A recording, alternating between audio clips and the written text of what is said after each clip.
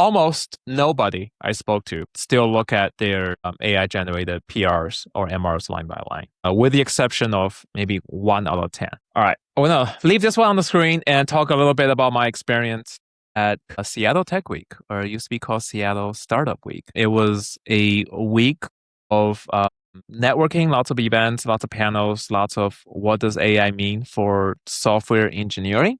I have also had a couple of survey questions I've been asking everyone, Nice. some regarding their existing coding workflow and some regarding for startup founders or hiring managers, what their hiring workflows like. So I'm going to first talk about the coding workflows. The first question, and I think that's a question that we've been wrestling with on this pod, is do you still read the AI-generated code or the PRs line by line? Now, since this is Seattle Tech Week, it is going to be fairly startup heavy. So this is not a uniform, unbiased sample, right? Like I spoke to mostly startup founders and some large companies, which we'll go over later. Almost nobody I spoke to still look at their AI-generated PRs or MRs line by line, with the exception of maybe 1 out of 10. And here is another interesting observation. One person unprompted told me that if their company knows how little they are actually reviewing, they're no longer reviewing the PR line by line, the company may not be happy about it. So I think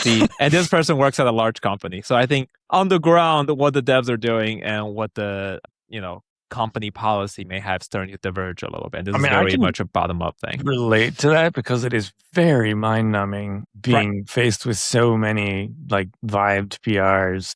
That's kind of what I was alluding to at the beginning of this is I do still look at them and wow. My favorite thing is the GitHub checked files feature because that allows me to check some. And then when I notice reviewer fatigue hitting me, where I'm just slop, I'm not paying attention to, the problems here. There's so many things that are repetitive that all need to be fixed that I'm that I'll literally just pause, go do something else, and then come back to the text when I can refocus again and give it a fair review. It's hard when you have 14,000 line long PRs, right? It's just almost nigh impossible for someone to go over all of it.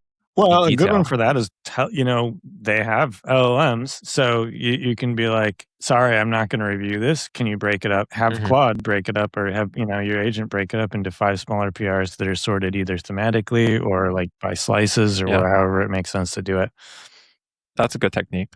So I have used that one on occasion when it's really enormous. It's come on now, right? You don't expect me to read 17,000 lines of code, but yeah. And then there is another class of founders or devs who are not coming from a software engineering background, and in those cases, they are enabled by it. Yeah, they're definitely not reading the PRs line by line. But usually they do have someone. Anyway? No, sorry. That's not true. They usually have someone technical, either a friend or a mentor or someone to make sure they are making the correct high level decisions, right? That's. We're not saying software engineering is dead. We're just saying we're probably no longer reading the PRs line by line. Startup culture, you wear a lot of hats anyway. It's just the nature of the culture. So exactly. So if you're no longer really reviewing the PRs line by line, what are you reading? Right? That's the natural question. How do you still keep everything in your head for the code base? If you still keep everything in your head for the code base. There was a lot of different answers in this category. A lot of markdowns, a lot of specs/plans, which I find to be interesting because I've also had folks say you should no longer be reading your specs or plans. Yes. So there's a good, healthy diversity there. Another large category are the architectural diagrams, oftentimes in Mermaid, and the boundary conditions. So if you're no longer reading every single function, at least have some idea of the function signature and making sure your layered architecture is still clean. Don't let the agents blur the line. It takes many different forms. So I find that to be interesting. We haven't agreed upon a single best way of documenting architecture. We never really have, right? And also how to clearly define your boundary conditions and make sure those are followed correctly. Another answer that I heard a couple of times was folks are still reading the tests because sometimes good tests tells you more than just looking at the code itself. But you also ideally want to make sure the tests are actually testing something. Good tests. Yeah, exactly. Instead of my all-time favorite is let me build a loop to Yeah. Simulate So the 90% coverage by just having one passing function in a loop. yeah, and run that loop forever. Yeah, to dwarf the non-passing coverage. Well, that's the kind of stuff that like even a review agent, which there were a lot of talk of review agents, cannot still replace. Right? Like somebody has to have that higher level understanding, and that part hasn't gone away. And so when I spoke to hiring managers or startup CEOs, they are still looking for technical skills as the most important thing. But that has moved from leak code for the most part to how do you design, architect your software, along with ideally some demonstration that you have been burned by technically correct, but in practice flawed architectural decisions before. And I think that's one of those things that probably isn't going to necessarily go away. But at the same time, those old battle scars may no longer apply in the new world. The second most important thing folks are looking for is a product and customer obsession. So be able to talk about experiences in your past where you really shape the direction of the product, and taking on that product ownership role is important. The third most important thing, AI fluency. Some call it being AI pilled, but mostly it's the ability to work with AI. And then we have some lesser important, but still things that hire managers are looking for. One, mission alignment. One founder told me something really interesting. He is looking for ideally someone who have built something in this exact product space before. So that is both mission alignment, that is also being product obsessed, right? You literally demonstrate why you're a good fit by building a personal project or something else that is within the space. And lastly, soft skills. You should still shower and not be a jerk. And all those stuff. I guess if you work remotely, it doesn't really matter if you shower, but don't be a jerk. Be a relatively pleasant person to be around. And then as far as the hiring process goes, I have spoken with a couple of folks at large corporations who are still doing lead code like things, but even they are trying to integrate these more kind of AI enabled design questions as a part of the interviewing process. But you run into a challenge, which is who is grading on how good you are at using AI, right? Some senior devs may feel about AI differently than others. Now you're back to this very subjective, is this person using AI like I am kind of gut check as opposed to a corporate standard. And that is probably something that we're going to continuously work out. And or it's just another version of, are you using code the same way that I'm using it? Which is like, there's so much taste and, Yep. Like, do you know all the Vim shortcuts? Like, I'm not gonna lie, if you're Vim or Emacs only person, Emacs. Sorry. or spaces and tabs, right? Like tribal component is still there. For the record, I don't use Emacs, but I just had to play the part there.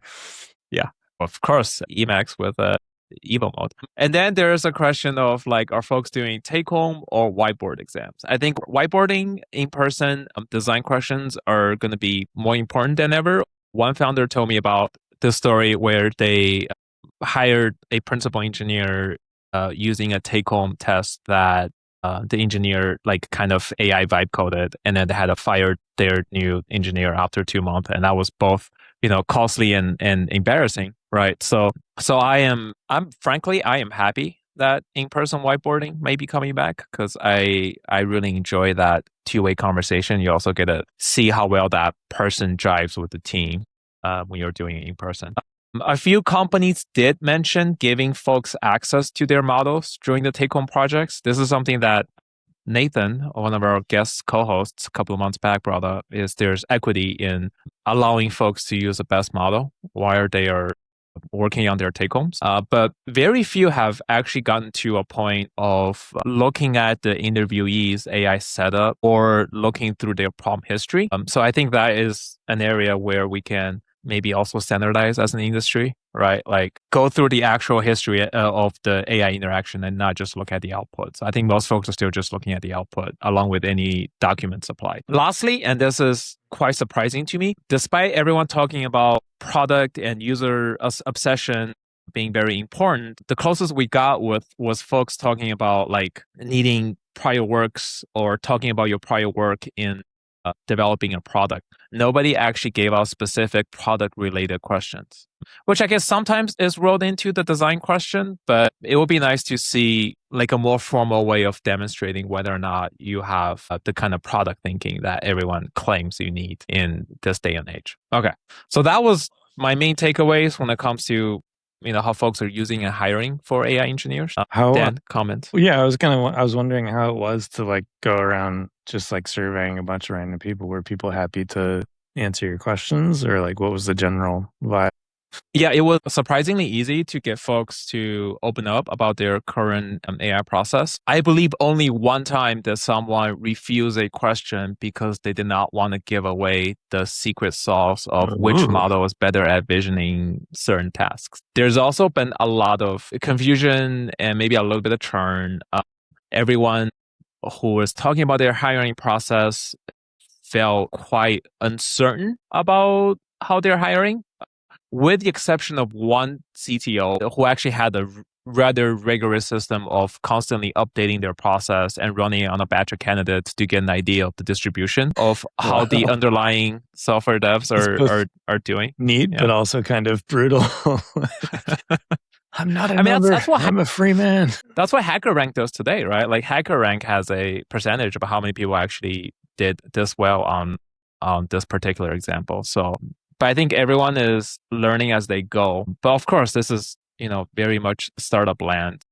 But even the larger FANG level company, hiring managers I spoke to are like, we don't really know. This ship is slow to churn, but we're trying to move towards where things are going. But there are definitely engineers who are like resistant toward moving away from leak code. So yeah, so it was pretty eye-opening.